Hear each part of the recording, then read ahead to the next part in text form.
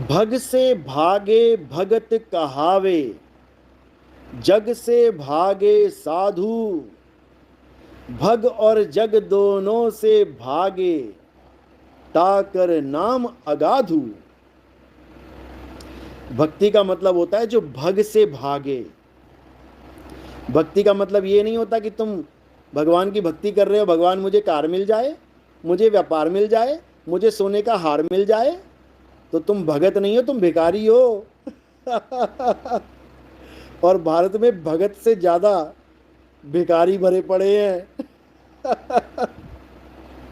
जो मंदिर में जाके भीख मांगता है भगवान के आगे, वो भिखारी है, भिखारी, भगत नहीं है।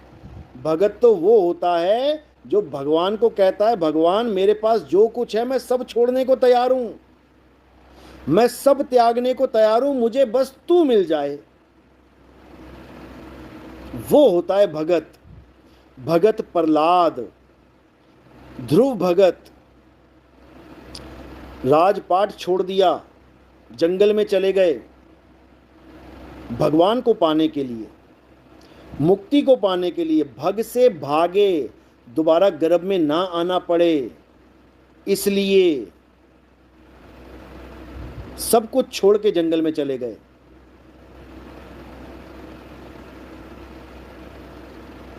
वो होता है भगत। ये भिखारियों की भीड़ को भगत मत समझ लेना, ये भिखारी हैं सारे। कोई मस्जिद में भिखारी बना पड़ा है, कोई मंदिर में भिखारी बना पड़ा है, कोई चर्च में भिखारी बना पड़ा है, कोई गुरुद्वारे में भिखारी खड़ा है।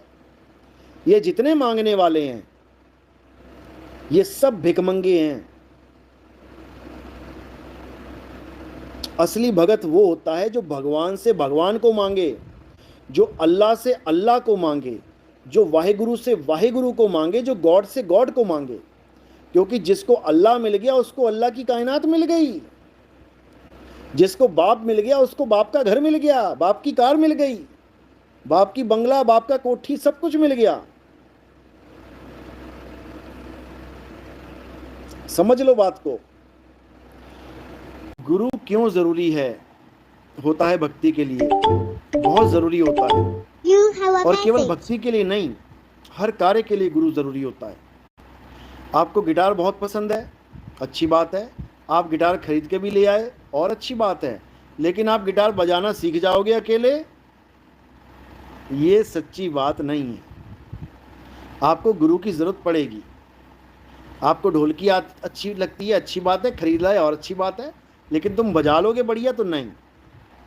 ये आपको सीखनी पड़ेगी गुरु से। तो गुरु क्या करता है? गुरु तुम्हारे अज्ञान को सही करके ज्ञान में परिवर्तित कर देता है, यानी तुम्हारी कमियों को दूर कर देता है, यानी तुम्हारी गलत साधना को सही कर देता है, यानी तुम्हारी गलत पूजा विधि को सही कर देता है। बस इतना काम है और कोई नहीं, और कोई काम नहीं गुरु का। गुरु का रोल है, गु कहिए अंधकार और रू कहिए प्रकाश। अपने शिष्य को अंधकार से प्रकाश की ओर ले आए, उसे गुरु कहते हैं। और गुरु कोई पहाड़ उंगली पे उठाने के लिए नहीं आते, कोई गुरु विष का प्याला पीने के लिए नहीं आते, कोई गुरु हवा में उड़ने के लिए नहीं आते, कोई गुरु किसी शिष्य को कहते हैं गोली मारी और गुरुजी ने हाथ से गोली रोक ली।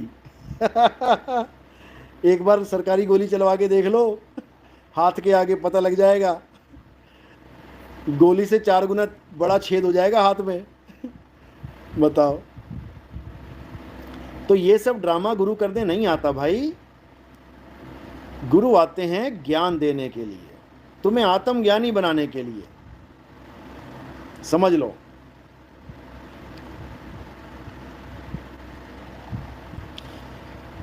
दूर हो जाते हैं, ज्ञान के कारण हम अज्ञान से दूर हो जाते हैं, समझे? उसके बाद ज्ञान को भी किनारे कर देना पड़ता है और तत्व ज्ञान में आना पड़ता है, तब परमात्मा मिलता है। केवल ज्ञान से परमात्मा नहीं मिलता। जैसे रामपाल जी महाराज ने किताबें खोल के दिखा दिया, ज्ञान बता दिया, तो परमात्मा मिल गया किसी को? किसी को नहीं मिला, किसी को नहीं मिला।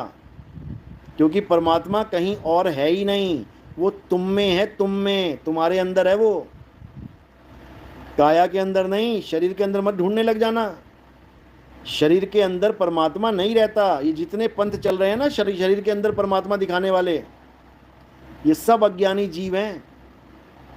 ये मन को प्राप्त कर बैठे हैं और मन को परमात्मा मान बैठे हैं। मन यानी ज्योत स्वरूपी, मन ही स्वरूपी ज्योत निरंजन, दोनों आंखों के बीच में जो ज्योत जल रही है, जो काया के अंदर प्रकाश है, वही मन है, वही मन है। और उस मन के सब गुलाम हुए पड़े हैं, उसको भगवान बना बैठे हैं। अरे मन तू ज्योत स्वरूप है, अपना मूल पछाण, ये ज्योत स्वरूपी मन ही है, लेकिन लोग नहीं समझ पा रहे हैं।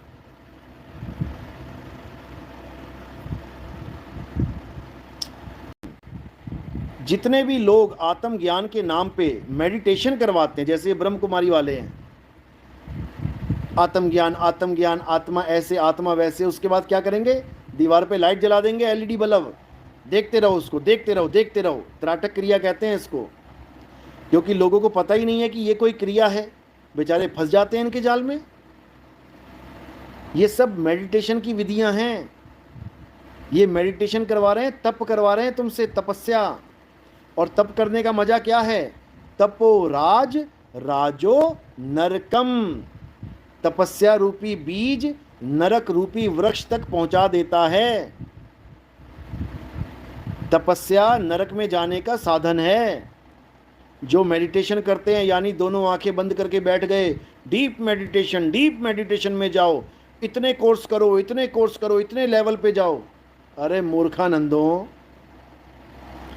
डीप मेडिटेशन वालों,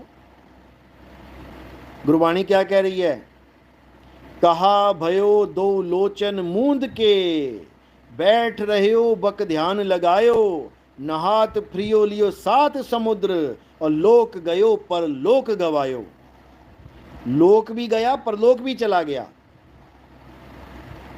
इतनी डीप मेडिटेशन में चले गए कि कोमा में घुस गए जाके, ऐसी समाधि ली कि बाबा ही निकल गया समाधि करता करता, उसको फ्रिज में लगा रखा है आज। बताओ, हद कर दी, हद कर दी। कहा भयो दो लोचन मूंद के, जो दोनों आंखें बंद करके मेडिटेशन कर रहे हैं, त्रिकुटी में ध्यान लगा रहे हैं, ज्योत स्वरूपी निरंजन के दर्शन कर रहे हैं, नाम जप रहे हैं, ज्योत निरंजन ओंकार आरंकार, ज्योत निरंजन ओंकार आरंकार, ये सब गड्ढे में गिरने वाले हैं, ये सब गड्ढे में गिरने की तैयारी कर रहे हैं। ये सब फड़े जाएंगे, ये सब फड़े जाएंगे, देखी जाओ बस तुसी, ये सारे ही फड़े जाएंगे। ਜਿਹੜੇ सोच के बैठे कि सानू मुक्ति मिल जाऊगी, ये सारे फड़े जाएंगे।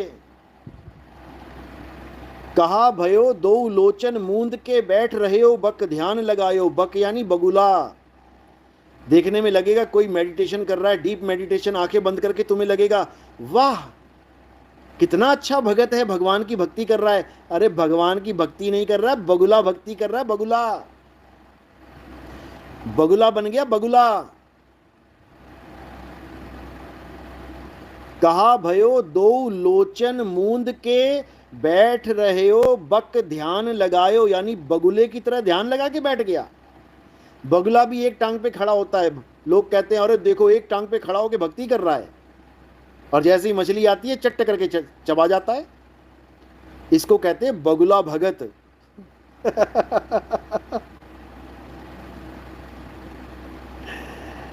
तो कह रहे हैं, क्या बोल रहे हैं कि कहा भयो दो लोचन मूंद के, बैठ रहे हो बक ध्यान लगायो, नहात फिरियो सात समुद्र में, और लोक गयो पर लोक गवायो। यानी जंगलों में, नदियों में, नालों में, तीर्थों में, पता नहीं कहां कहां नहाता फिरा, और लोक के साथ परलोक भी गवा लिया। यानी ये काया भी गवा दी, और आगे प्रभु का द्वार भी नहीं मिला। अब हरिद्वार में इतने लोग जाते हैं नहाने, डुबकी लगा के कर्म कटवाने, पता लगा गंगा में ही बह गए। देखो अखबारें भरी पड़ी हैं, 15 कांवड़िए गंगा नदी में बह गए। लोक गयो, लोक भी गया और परलोक गवायो, परलोक भी नहीं मिला, क्योंकि परलोक ऐसे नहीं मिलता। परलोक मिलता है आत्मज्ञान से। आत्मज्ञान। गीता पढ़ो। हे अर्जुन, आत्मा अजन्मा है, नित्य है, शाश्वत है, पुरातन है। आत्मा ही सत्य सनातन है।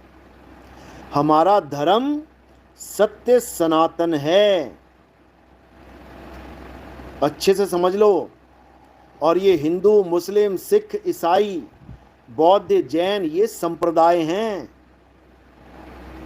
संप्रदाय, जीवन जीने की शैली, ये समय समय पे बदलती रहती है, लेकिन धर्म इनमें से एक भी नहीं है। धर्म पूरे विश्व का केवल एक है, और वो है सत्य सनातन धर्म। उसके अलावा कोई धर्म नहीं है इस दुनिया में।